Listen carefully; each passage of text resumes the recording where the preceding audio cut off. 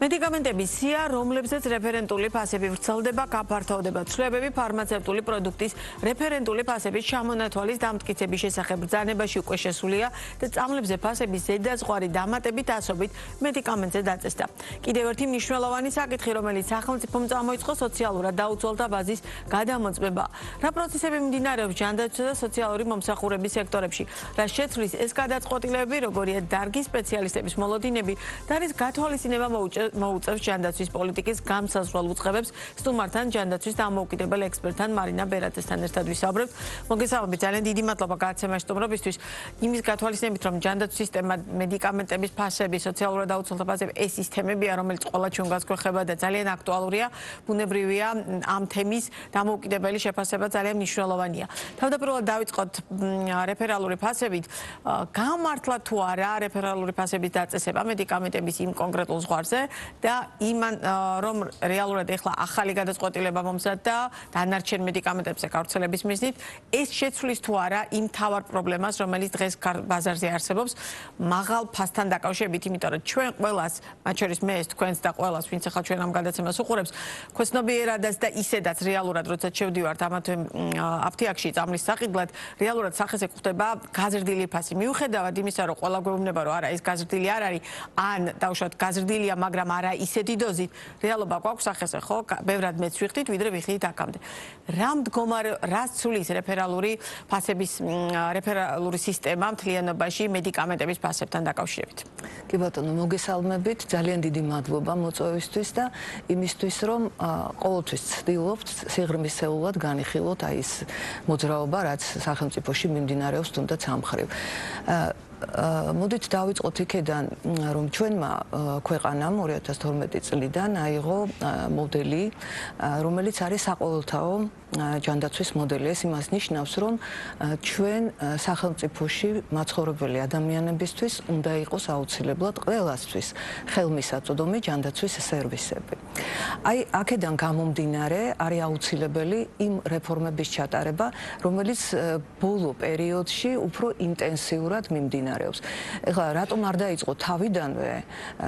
ეს ყოველთვის არსებობდა ეს კითხვა, მაგრამ მე მაინც ვიტყოდი, რომ ჯობს გვიან ვიდრე არასდროს. ეხლა კონკრეტულად გაგცემთ პასუხს რეფერალურ ფასებთან დაკავშირებით, რა მოსაზრება მაქვს და შემდეგ დაუკავშირებ სხვა თემებსაც. რეფერალური ფასების დაწესება იყო გარდაუვალი, ეს აუცილებელი იყო, იმიტომ რომ ჩვენ ვხედავთ საუბრებშიც ჩვეულებრივად ყოველთვის არის ლაპარაკი ჯანდაცვის ბიზნესი, ფარმაცევტული ბიზნესი ისედაც ბიზნესს წარმოადგენს, ამიტომ დროთა განმავლობაში ფასები მკვეთრად იწევდა მაღლა და იყო პერიოდი, როდესაც საერთოდ შეუძლებელი იყო წამლის ყიდვა. ასეთ შემთხვევაში ჩართულები იყვნენ სადაზღვევო კომპანიები, რომლებთანაც შესაძლებელი იყო ოჯახის ექიპთან პაციენტს გამოეწერა წამალი, შემდეგ მიდიოდი აფთიაქში და აფთიაქიდან ღებულობდი გაცილებით ნაკლებ ფასად. ეს იყო სამჯერ უფრო იაფი, ვიდრე იყო ფასი აფთიაქში. ეხლა რა ხდებოდა? ეს იმის გამო ხდება, რომ ძირითადი შემომტანი წამლების არიან სწორედაც ის სადაზღვევო კომპანიები, რომელსაც კლინიკებიც აქვთ და რომელთანაც მუშაობენ ექიმები, რომელიც ამ წამალს ნიშნავენ. რა თქმა უნდა, როდესაც ფარმაცევტული ქსელებიც რა საკვირველია და პირობითად პირიქით იყო ზოგ შემთხვევაში იყო ჯერ ფარმაცევტული ქსელები და მერე გაჩნდა კლინიკები და მერე მოვიდა სადაზღვევო კომპანიები, მაგრამ თლიანობაში ჯაჭვი ერთნაირია, ერთ-ეგივეა. რახან ამაზე თქვენ თვითონ ჩამოგდეთ საუბარი, აუცილებლად ვიტყვი, რომ ასეთი მოდელი არ არსებობს მსოფლიოში. ეს არის მიზანშეუწონლის მიზანშეწონილობა, რომელიც დადგენილია. ეს არის პარადოქსი, ეს არის წარმოუდგენელი და რატომ?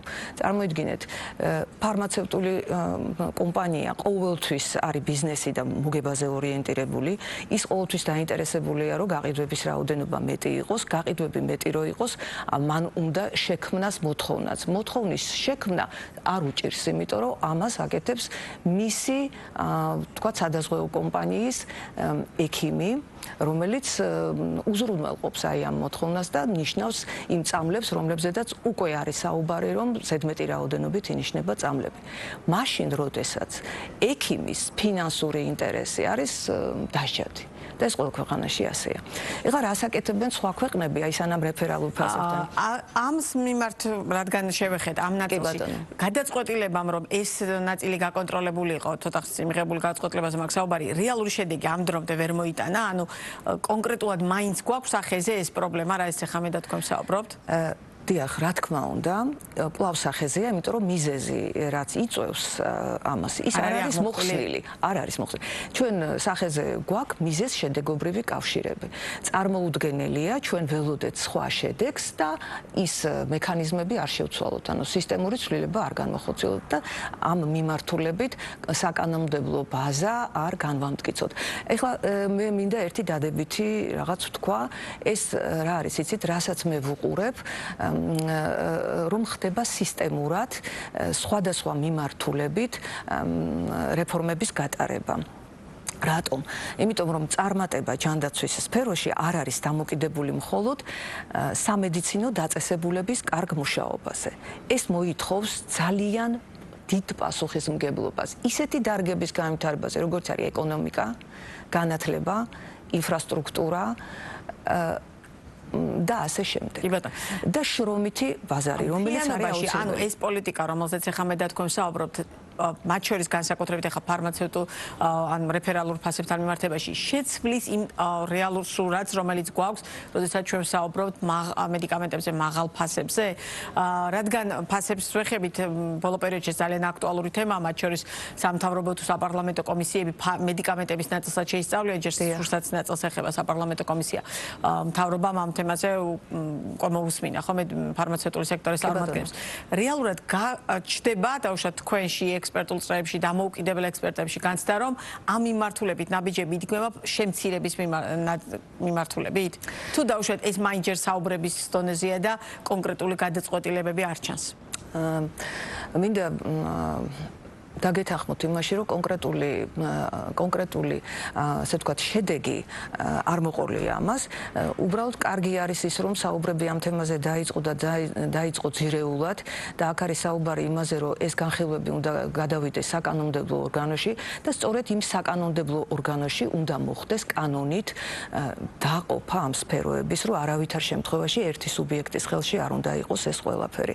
სწორედ იმიტომ, რაზედაც ჩვენ გვქონდა საუბარი და უფრო მეცაც გეტყვით, აი რეფერალური ფასების დადგენამ რაღაც პერიოდი გამოიწვია კარგი შედეგი და გაიახდა, მაგრამ მას მერე შეუძლებელია, რა თქმა უნდა, ეს პროცესი მონიტორინგს მოითხოვს, მაგრამ როგორც უკვე ვთქვით, თუ მიზეზი არ მოცილდა და თუ სადაზღვეო კომპანიები არ ჩამოშორდა ფარმაცევტულ ბიზნესს და მათ მფლობელობაში არავითარ შემთხვევაში არ უნდა იყოს კლინიკები, ასეთ შემთხვევაში წარმოუდგენელია, რომ შედეგი მივიღოთ.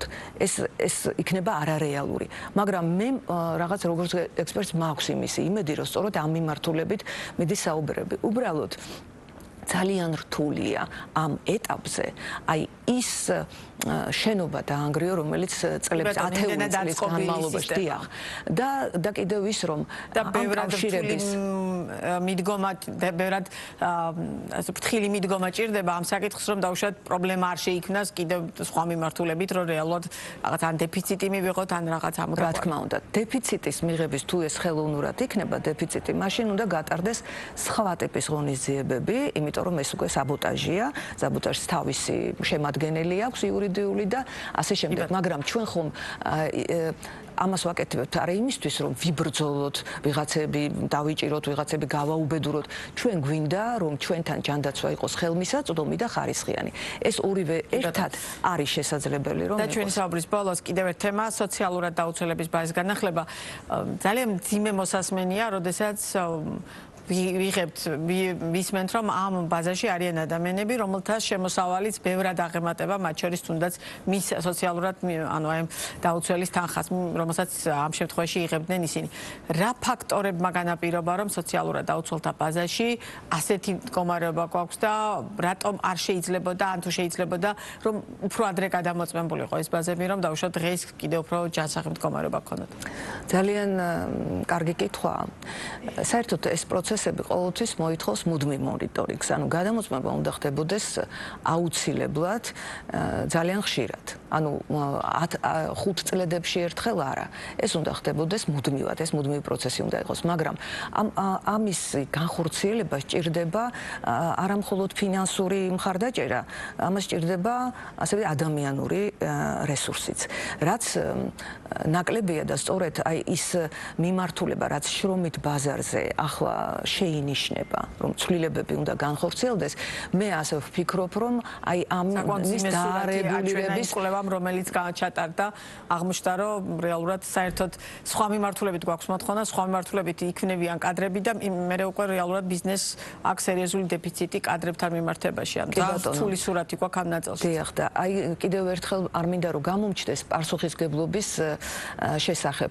პასუხისმგებელი არა მხოლოდ ხელისუფლებაა და ის ორგანოები, რომლებიც ამ საკითხებით არიან დაკავებული. პასუხისმგებელი არის თითოეული ჩვენთაგანი, საზოგადოება. აი, როდესაც ადამიანი, რომელიც ამ ბაზაშია და მას აქვს ასეთი მატერიალური მდგომარეობა და ის თავს უფლებას აძლევს, რომ ისარგებლოს აი ამ დახმარებებით, ეს ჩემი აზრით უნდა იყოს სხვა ნაწილში განსახილველი თემა, ეს სამარცხვინო უნდა იყოს და პასუხისმგებელი სწორედ ეს ადამიანებიც უნდა გახდნენ, იმიტომ რომ ეს არის ქურდობაზე უფრო მეტი. ქურდი რაღაცას რისკავს და ეს ხალხი ყოველგვარი რისკის გარეშე ქურდავდნენ ნამდვილად ღარიბ ადამიანებს და მე მივესალმები, რომ ეს პროცესი დაიწყო.